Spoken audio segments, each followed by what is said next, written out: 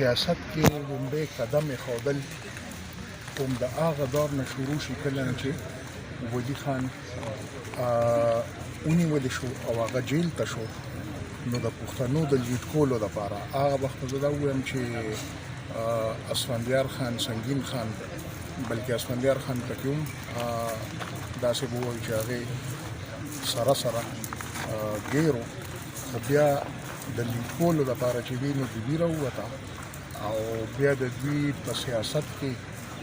د زنانو د حقوقو د هغې خپل یو اهم کردار چې دی نو دا پاتې شوی دی او کمی بیا مونږ خامخا محسوسوو زمونږ علاقه مونږ